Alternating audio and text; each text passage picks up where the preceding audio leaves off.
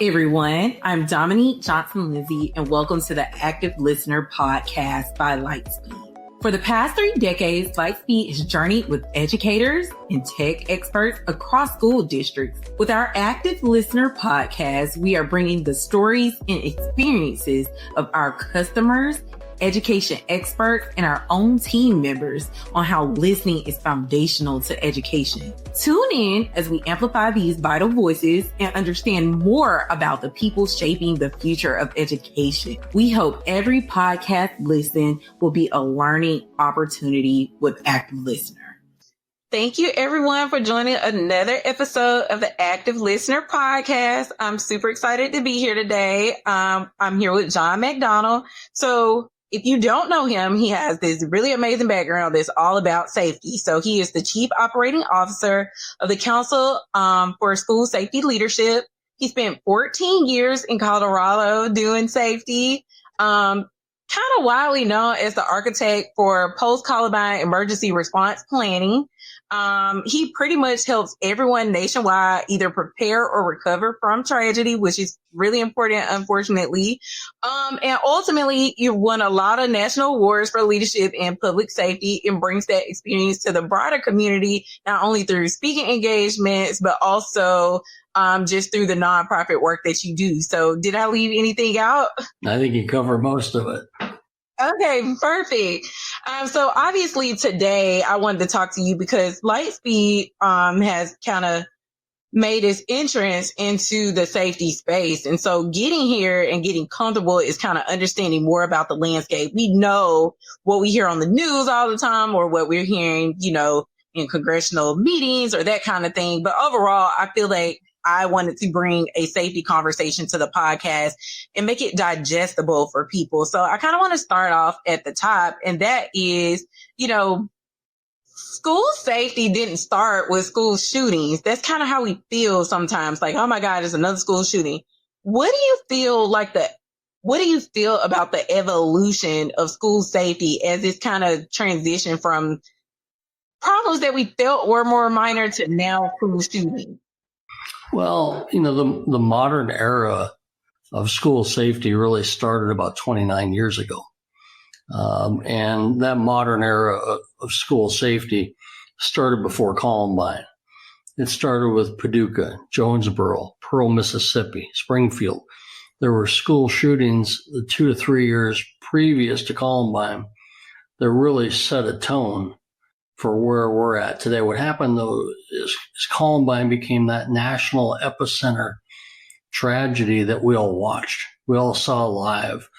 And that changed the world because for the first time, a nation felt like our kids may not be safe in schools. And in the 26 years since the Columbine tragedy, we've been trying to figure out how to stop the violence. And we've struggled to do it. We've made a lot of mistakes along the way. There's been a lot of headway, which is great. But this thing called school safety is now about a $4 to $5 billion a year industry, an industry surrounding how to protect kids. And, there's a lot of great organizations out there doing good work. There's some fly-by-night outfits out there doing some questionable work. There's for-profit corporations that are doing this for the right reasons, and I love that. And then there's some predatory organizations, businesses out there that sweep in after a tragedy and say, hey, we have the product that'll save your life. So schools have to navigate all of this, and we've got to try and figure out what works for us, what works in our environment. Frankly, what can we do that adds value to keeping kids safe so they become the good learners they need to be? Because what we know to be true is that students that feel safe are better educated. They're better learners. They have higher test scores, better graduation rates. School safety is foundational to good quality education. So that's the baseline. We start there. We can build on that. Absolutely. And I think for many people in the schools, I'm kind of speaking loosely, I'm not in a district, but it's almost not understanding where to start. Obviously, people always kind of quote this thing that's saying, when a crisis happens, like you're already behind. And that is in some ways true, but also what do you do to build a culture of safety and being proactive? Like, what do you kind of advise people just at the top level about how they get started making sure that they're doing the right things? I tell you what, that's the most important question I've been asked in a very long time. And there's a really simple answer to it. If you want to create a safe school environment, the very best thing that you can do is provide kids with kind, caring, trusted adults in their school. Every student that has a connection to a trusted adult is a better student, and they have better connections. They have better opportunity. They feel safer. They feel empowered. And when those students have a connection to a trusted adult, they tell us stuff that we didn't even know was happening in the school. And for the adult in the school, that's intel. We love intel because intel gives us opportunity to engage, to stop behavior, to fix a problem before it ever becomes a crisis.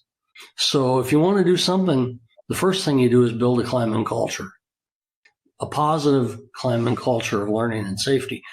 And everything builds on that. And it doesn't cost a dime. It doesn't cost a one dime to build a positive climate culture. Now, it's exhausting, but you're not working at a school if you hate kids. You're working at a school because you really believe in kids and you believe in the opportunity and the hope for them. Well, then put it into play and be that trusted adult those kids need. And you may not connect with every student, but there will be somebody in the building that can connect with that student. And we need to find those connections. If we do that, then we build on that. And we look curbside to classroom. I look at curbside to classroom from a safety perspective. From the time they hit our curb to the time they get in the classroom to the time they go home and leave our curb, what can we do to provide safe school environments? And, people talk a lot about you don't want it to look like a prison. You don't want it to be a fortress. You want a kind, welcoming environment. Well, I submit to you that you can lock the doors, keep the doors secured, have cameras, have all sorts of sensors going on, access control, good active shooter protocols. But if you're friendly and kind and trusted adult with your kids, then you know what? It doesn't matter what your school looks like. It just matters that it's safe and secure, and you're providing your kids this trusted adult connection. So they're not, a fortress building and welcoming environment, they're not mutually exclusive of each other. They work together. And that's the greatest opportunity we have where, it's okay to say to parents, you got to buzz in to get in. You got to tell us who you are before we open the door for you. We can do that in a nice way. We don't have to be rude or mean about it. And when you do it in a nice way and you explain to parents why we're protecting their kids, why we're implementing all these practices and protocols and technological advances and why we're so focused on safety, they get it because their kid's the most important thing in their life. And they want those kids to come home as happy and healthy as when they sent them to us. And that, frankly, is our duty. I love the way you described that. And I think oftentimes in this conversation, the point that you're making is lost because, again, you said they're not mutually exclusive. They can work together. And I think people discount how much it feels better to understand what's happening in that environment that feels like a fortress, as it mirrors the safety protocols that we need to have every day. I totally get that. It brings up something else though. So a lot of times we think about this, we think about it from the perspective of the adult. Something that always comes up for me is the mindlessness of kids practicing drills. And that is because, of course, I've been a kid. I've been in school. We practice these drills all the time. It's like, I don't want to do this, or I don't care about this. I'm not really thinking of it. So how do we also communicate to the children in our school the value of what it is that they're doing without that kind of like mindlessness creeping in when we're doing drills or just following safety protocol? It's a great question, and I'll tell you the secret answer to this. Typically, when most school districts or schools do a lockdown drill, they walk down a hallway, they shake a door, they make sure it's locked, they look in the classroom, and then they go on to the next room. If you do that, it's going to be a failure. It's a failure for you, and it's a failure for your kids and your staff. In 2010, the school district in Jefferson County, Colorado, that I was the executive director in, we had our third school shooting. Now, it's just down the street from Columbine High School. Columbine is huge in our district. Every decision I made for 14 years went back to the Columbine tragedy, the lessons learned.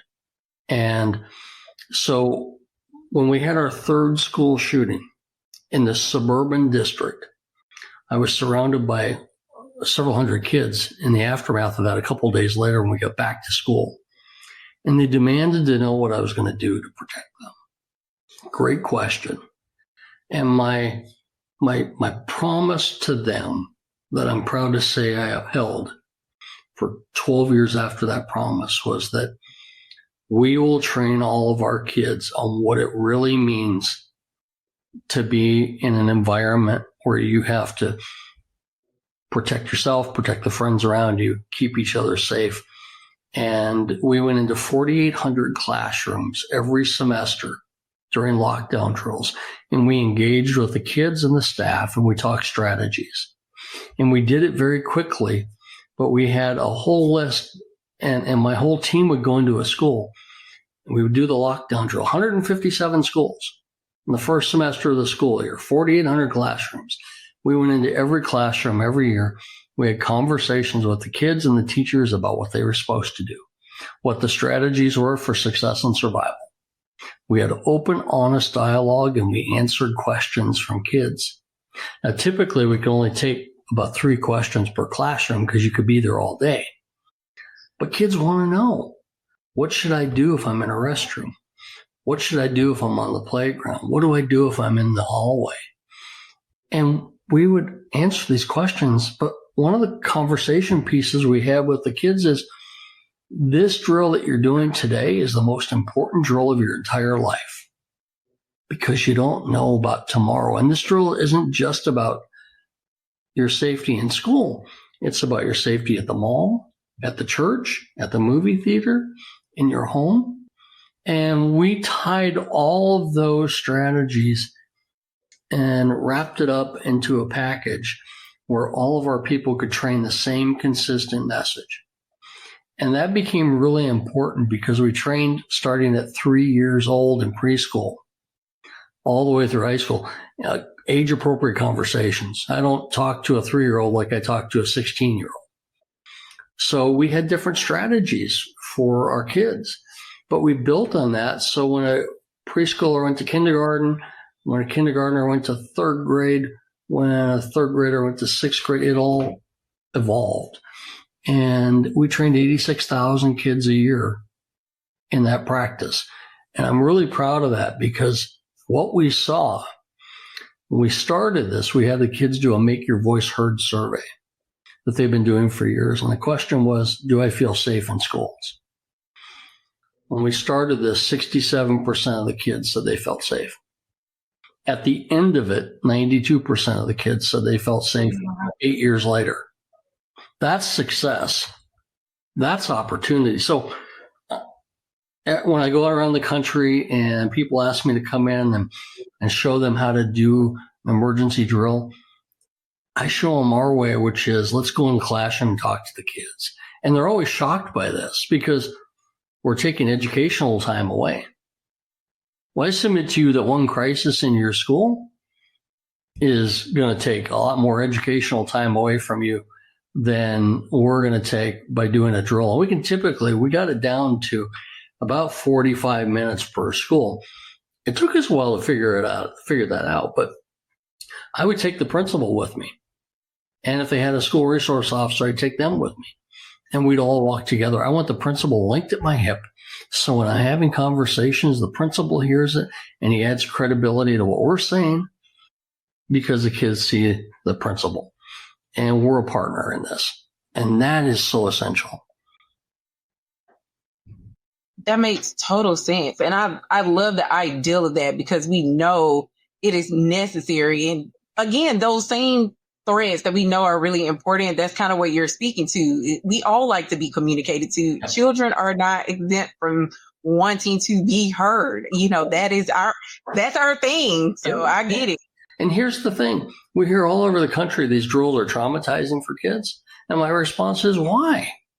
Change that from traumatizing to empowering. And I've heard from more parents over the years who've said, what you taught my kids made a difference in this environment or that environment. And I'm really proud of that because, in fact, I'll tell you a quick funny story. I'm in line at In-N-Out Burger. I love In-N-Out Burger.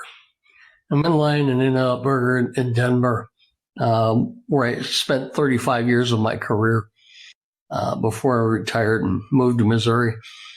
And I'm talking to my wife, and I drive up, and the girl taking my order looks at me, and she says, "Oh, my God, you're the lockdown guy." I said, "What?" She said, "You're the lockdown guy. You used to come into my school all the time and teach us how to do lockdowns." And my wife was laughing at me. And I'm like, I'll take that lockdown guy moniker. I'm okay with that. So I get to the other drive up, and there's three workers from the In-N-Out Burger hanging out the drive up and the pickup window going, it's the lockdown guy, because they had evidently radioed ahead or told them. And I thought, what are the chances? I mean, you don't know what they're going to remember. But I'll tell you what, if they remember a couple things we trained them on when they were younger, and they can take that through life, I'm proud of that because, the threat of our time, this active shooter issue that continues across this country, most of the good learning that's occurring and how people respond starts in K-12 education.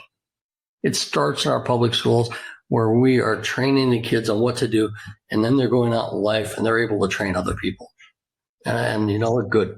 I'm thrilled with that. Good people doing good work all over the country.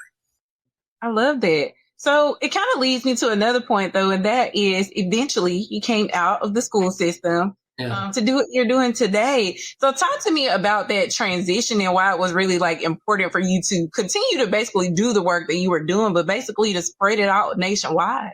Well, I got to be honest. After 14 years in Jeffco schools, I was tired. I was worn out. I had a long, good 35-year career, but I was on call 24 hours a day. And any school safety director knows what I'm talking about.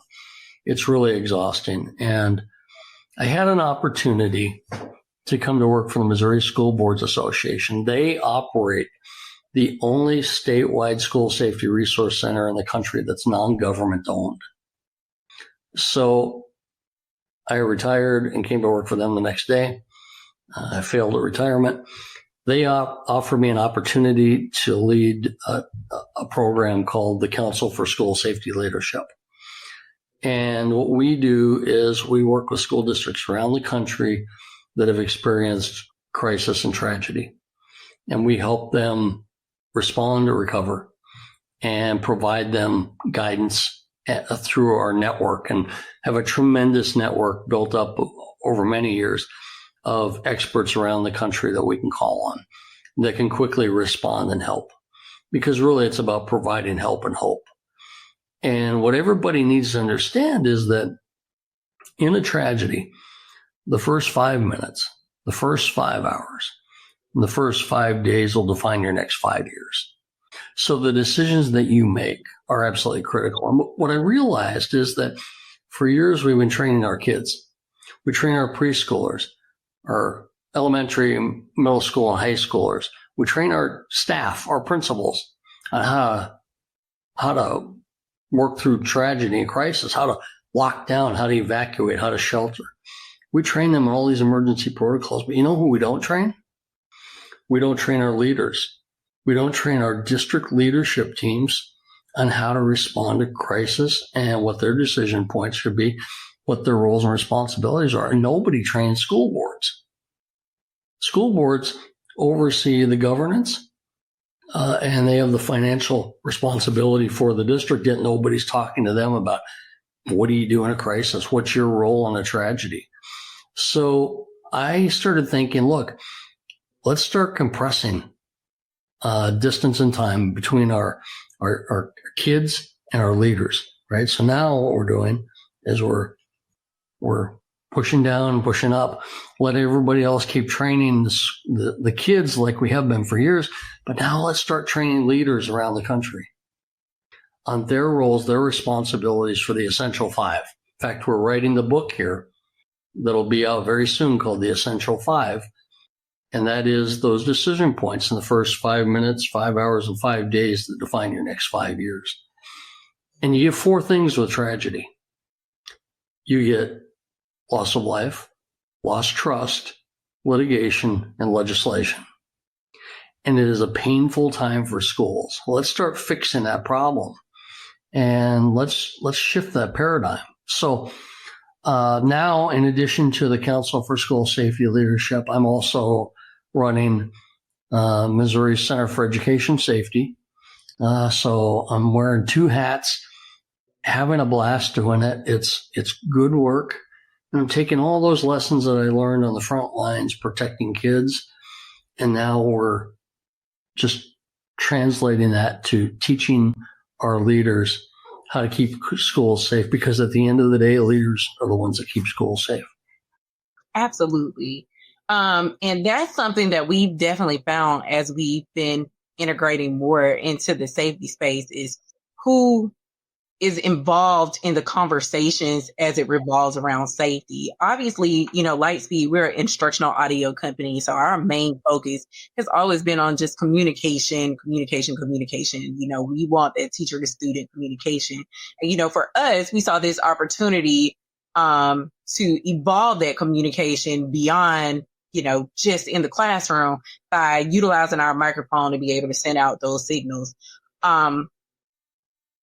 Because of this, we've kind of opened up the landscape of what does safety technology look like? And so when you bring up talking to district leaders, that's kind of interesting because a lot of the safety technology decisions, whether people are going to have cameras, whether they're going to have metal detectors, and now even things like our solutions, come down to whether district leadership kind of buys into the idea of the safety, safety technology being beneficial. So kind of tell me from your perspective as a person not in a district, how do you advise people on what makes sense for them to add to their safety stack when it comes to technology? So the intersection of technology and school safety is something that I think is absolutely essential. In fact, I'll share this with you. I believe in the next 5 years that the number one way that we will receive threats is through AI in schools. And we're not prepared for it today, but it's coming. Are we prepared for it? So, the technology that you use and that you implement in schools, here's where it's so unique and what I really love about it. Typically, technology fits for one group, one entity. Maybe it fits for school safety. Technology fits for curriculum. Technology may fit for administration. Your technology is really the intersection of school safety and education and good learning, because through your systems, I can partner now with the educational side and the curriculum side. I can partner with the special ed side. I can partner with the technology side and say, hey, instead of all of this funding coming out of my budget, let's split it amongst 3 or 4 different groups within the organization. We'll all share in the cost of this. And when we go to the school board and say, look, we found a solution that fits across the spectrum that's going to benefit safety and security, administration, curriculum, and special ed. Holy cow. Now you got a board going, okay, we like this. Well, now we can see the benefit of this. And I think that's one of the unique opportunities about Lightspeed that a lot of other companies don't have. So, as a school district, what do you need? And what's going to give you the biggest return on investment? That ROI is critical because you're going to have to use this system for 5 to 7 years before you can afford to buy the next one, or technology changes so much that you just have to buy the next one because what you've got is no longer solution oriented. I'll give you an example. When I first started years ago, I still remember black and white CCTV surveillance, and you'd look at it and it looked like Bigfoot walking through the forest. You couldn't tell who was who. Now I can read writing on a piece of paper on the floor or a license plate from a block away. There's a lot of stuff we can do that, technology has really changed and evolved. But I think the question is, what's the ROI? What do you really need? What are you missing? But if you can find a solution that fits for multiple departments within your organization, or cost sharing that's good use of taxpayer money. It reduces the stress on our individual budgets. And, we look like we're good stewards. And I love that. And it has a real, safety component. Count me in. So those are some of the conversations that I have with school districts. And, we never have money. Schools never have money. We're used to doing a lot with very little. And, good for everybody for being good managers of the budget and of the taxpayer money. But it's hard. So, spend wisely and make sure it's something that you're actually going to use. If you're implementing it, then do it with fidelity. And it's okay to brag about it to your community and say, hey, look what we just did to keep your kids safe. We're so excited about this. You don't have to give away the tactics. Just give away the exposure to new added technology that benefits students in multiple ways, and you'll look like a rock star. I love it. And yes, that is definitely what we are trying to do. That's the message that we're hoping to send. And I love hearing about that from you, because obviously, as much as you can love our solution, you don't sell it. I think there's just something good about finding people that find our solution valuable, because again, being in this new space for us, people are like, well, don't you do this? And it's like, yes, we do, but we want to do more, because I think the lane for communication, especially when it comes to emergency situations, is so important. When you talk about those first 5 seconds, I think the ability for us to be involved in that, and so a teacher can press a button and get help and have that like two-way communication, that's so important for us. So I'm hoping as people are purchasing our solutions, because obviously it's still new, that they are really truly getting that value. And we hope they never have to use it for emergency and can always use it for just curriculum purposes. But of course, when it needs to be there, it's good for us to say, you have that. Well, I'll share this with you. We got more kids now tearing apart classrooms than ever before in K-12 education. Kids are exhibiting out of control behavior over the last couple of years, and classrooms are getting absolutely destroyed. The ability for a teacher to call for help immediately, to get support there fast, is really essential. To do that in a way that I don't want to say is covert, but not necessarily in your face about picking a phone up or walking over to a wall. Just quickly being able to press a button for help, it's a game changer. And so I'm a big fan of, and I'm not being paid by Lightspeed to say this, I'm a big fan of the technology, because the technology works, but the technology matters. And our single biggest failure in crisis situations is our failure of communication. Every single time, you can look back 26 years and see all the failures, and typically, I would say 99% of the time it goes back to failure of communication at some point. Well, where's the first communication point? It's from the teacher to the front office. It's from the front office to 911, or from 911 to the officer, or when the officer gets in the school, they can no longer communicate because their radios don't work. Or it's a failure of the school district to address the community and the parents and tell everybody what happened because we're not being transparent. Well, I'll tell you this, shame on all of it if we don't fix it. And all of this is fixable. So if you want to fix a solution, fix your communications problems, and then it changes everything. Agree 100%. You touched on a lot of different things there, and I feel like that kind of leads into my last question for you, and that's more related to this. We know what has happened in the past. We're learning. That's kind of where we are presently. We kind of touched on this briefly. What do you think the future of school safety looks like? So we know we have AI being here, and that's kind of a part of it. But overall, like, how do you even hope that it evolves? Like, what do you hope is no longer a problem for school safety versus what do you feel like are the new things that will come in? I think school safety is going to get more complicated with technology. I think the biggest challenge we have in school districts today is going to be trying to figure out what we need and what we don't need. What looks cool, but what really works. Those are two different things. And sometimes we look at the shiny object and say, ooh, run to the shiny object. I'd put up a stop sign and say, hold up for a minute. Let's talk about what we can do that doesn't cost anything. And then you fix that first. I'll give you an example.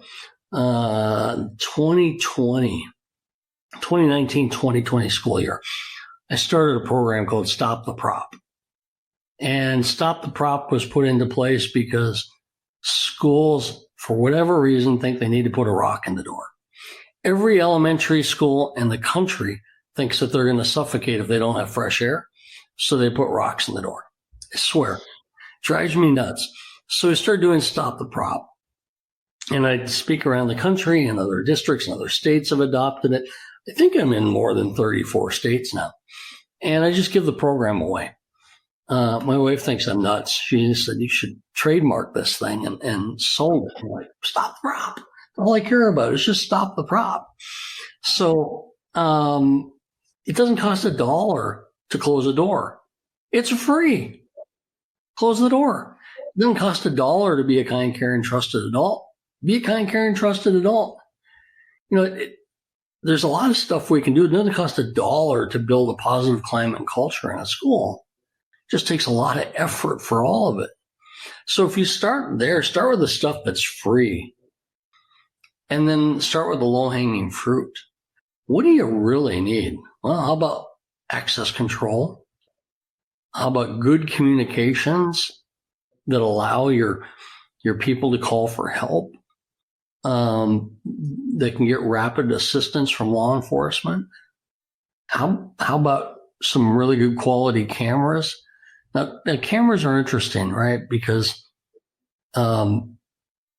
we see cameras not so much for prevention, although they're doing more with prevention because they can identify some weapons. They can identify, through AI, somebody now that shouldn't be in the school that you've identified in your system. But traditionally, we use cameras for after-action review, for investigative purposes, and all of that is needed, and it's essential. But how are you using your cameras? Are you using them to your benefit? And they cost $100,000 or more, and sometimes nobody looks at them. But I will say this: I saw an interesting survey recently. The number one management tool that principals identified was cameras. Wow. Isn't that interesting? They're their number one management tool. Now, I've had principals tell me I can't be everywhere. I know one principal that would monitor a passing period on his cameras, and then he'd see kids doing something. He'd get on the intercom and he'd say, "You in the red, stop what you're doing."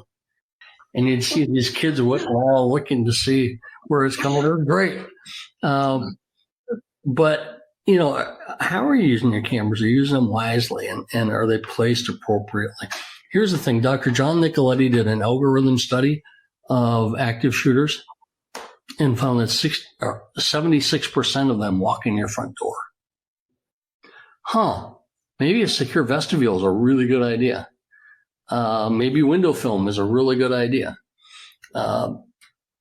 Maybe just keeping your door locked is a really good idea.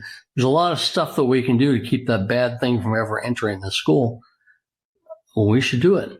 And I think sometimes it's really just having the conversation and breaking down what do we need and what don't we have, or what are we doing really well that we don't need to spend money on today, or what's a minimal investment that gets us to a better place than we are right now. And then you can look at your capital, funding needs and make decisions for other aspects of this. So there's a lot that goes into it. I think so much of this is a mindset. I really do believe it's mindset. Agreed. I do too. It's so funny. As I've been more in the safety environment, hearing certain, safety officers speak, there are certain people that just stand out to me. And this is the mindset that kind of comes to the forefront, because it feels like a one-dimensional problem to people from the outside looking in. But anybody who is in the weeds of it all, it's so much beyond that. And it's like, we know we're not going to fix it all in one day. So it's very much, how do we kind of year over year, month over month, week over week, that kind of progress keeps us moving forward. And so, you talk about even your survey at the beginning with the change in how students feel. All of that matters. And I love that you're doing that work. I love that more schools are taking this work very seriously. And that, it's just growing. You saying it's growing is like, I definitely know. I feel like more and more people are standing up. I think at one point in time when I was in school, we kind of had like a school resource officer. Now people have full police departments, full security departments, full security, so I love that the direction is going, because I think it's equally as important as, the curriculum and instruction side of things and the administrator side of things. So I do love that. Kids can't learn if they don't feel safe.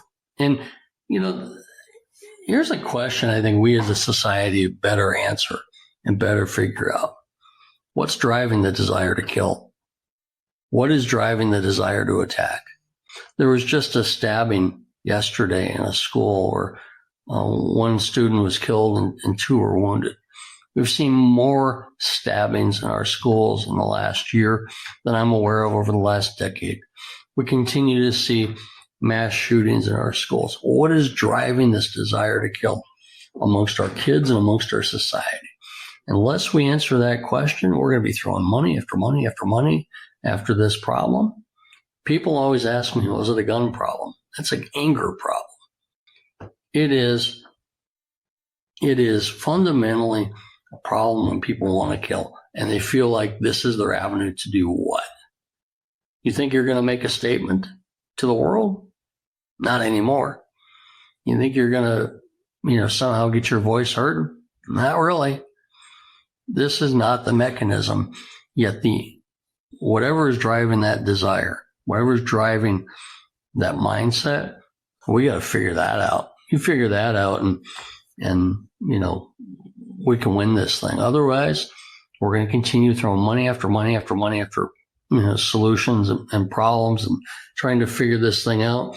And 25 years later, we're going to look back and say, well, for 50 years, we've been trying to figure this out. We haven't done it. Well, shame on us as a society. We need to fix that problem. I tell school districts all over the country, if you don't have good relationships with your cops, fix it. Fix it today. And I tell cops all the time, if you don't have good relationships with your schools, fix it, and fix it today. There is no excuse for not having good relationships between schools and first responder agencies. And, there is something called trusted partners out there. Trusted partners are those businesses, those vendors that you can call. They're going to be there when you need help. Instead of trying to recreate the wheel, instead of trying to, buy something shiny from a, company or a business that is a little predatory, stay away from them. Go with the people that are going to be there. That's one of the reasons I agreed to come on this show today is because I've worked with Lightspeed in the past. I know what people are going to get. And if I'm going to put my face in front of something, I need to know it's a good return on investment for our kids at the end of the day. And it is. So, I don't know what's driving the anger. I'm not a psychologist or a sociologist. I'm not a psychiatrist. I can just tell you that I spent my career preparing to respond to threats, and I've responded to 7 school shootings in my career, and I'm tired. So we need to fix it. Agreed. I'm hopeful, but agreed. We do. I've never lost my hope, but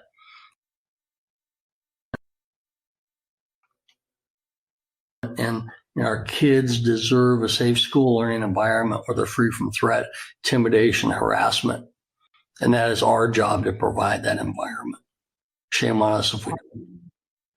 Absolutely.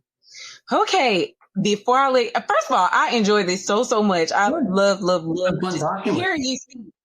Oh my God, I love it. So before I let you go, I have my 2 favorite questions to ask on a podcast. I ask every guest before I let them go because it's the Active Listener podcast. So one is obviously talking about the impact of children. Like, we all just hope that kids have an environment where they are free to learn. Mm-hmm. So with that, we know there are lots of barriers in the classroom environment and school at large. And so I ask every guest, if you could remove one barrier from children at school, what would it be? Oh, I think it goes back to that connection. I think we've lacked connection. We're so connected to this that we're no longer connected to each other. And it's the single biggest barrier I've seen. Not long ago, my daughter is now an attorney, but I remember when she was in high school at Columbine. One day I'm walking down the hall. I see her and 5 of her friends side by side, all texting. And I stopped them and I said, "Who are you texting? You're all together." And they said, "We're texting each other." And I said, "Why? Why aren't you talking?" And my daughter said, "Well, maybe I don't want one of them to know what I'm saying about her." I'm like, stop. Stop. Because you got to be connected here, right? We need to be connected as humans, not with technology. There is a movement in this country to get rid of cell phones in classrooms. And you know what? I'm okay with that. We want our kids to be able to tell us when there's something wrong. I get that. But our kids are on their devices so much that it's impacting the learning time in the classroom. And that's a problem. So let's fix that problem. It's fixable. Agreed. I say this, probably 10 years ago, I wouldn't have agreed with you today. And my very last question is, what is your favorite sound in the whole world? Laughter. I've seen a lot of sadness, a lot of trauma. I work with students, tens of thousands of students that have been impacted by school violence. I work with parents of murdered children. And I've seen a lot of sadness and a lot of trauma, and carry a lot of my own. So you get laughter, that's medicine right there. That's medicine. Agreed. Yeah. That's probably the top answer. So I love it. I love it.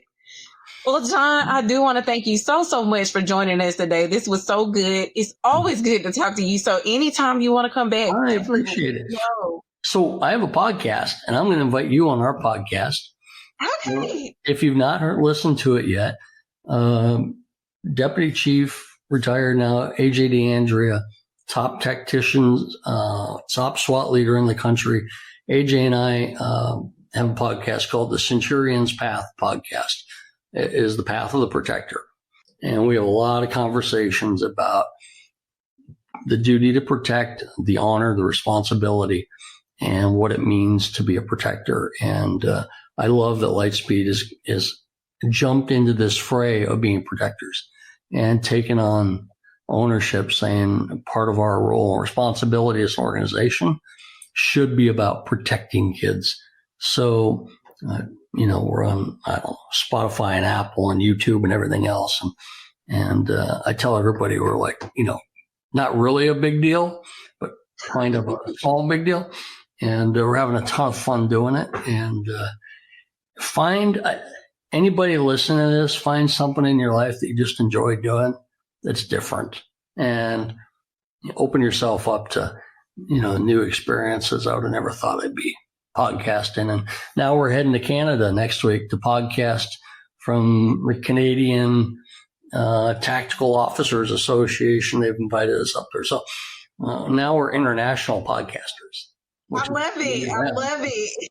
Anyway, so yeah, there's a lot of great stuff happening. I have a brand new program. I'm working with Brian Krause from CDW, AJ DeAndrea, and it's going to be a lot of fun. We're going to take this national, and the three of us on stage, the educator, the cop, and the interpreter. And I am the interpreter because educators and cops, sometimes they don't talk to each other, and sometimes they don't understand each other's language. So they need an interpreter. And I'm the interpreter to help the educator understand what the cop is saying, and the cop to understand why the educator is saying what they're saying. And it'll be a lot of fun and a lot of laughter. And because it is, sometimes it's like this. And instead we want to make it like this. So. Good stuff happening. I'm looking forward to it. So we have to be in touch. Coming to a city near you. I think we're on like a 6-city tour already. So okay. Good stuff. But well, thanks for the opportunity to talk today, and I appreciate it. And anything I can do to help, give me a shout. All right, anytime. All right, have a good day. You too. That's all for today's Active Listener. Thanks for tuning in. Share your comments on this episode on our Facebook, Twitter, or LinkedIn social media pages. You can visit our website at lightspeed-tech.com to learn more about our mission to ensure every student hears every word. And subscribe to our podcast wherever you listen to your favorite podcast. Until next time, let your listening be as active as your learning.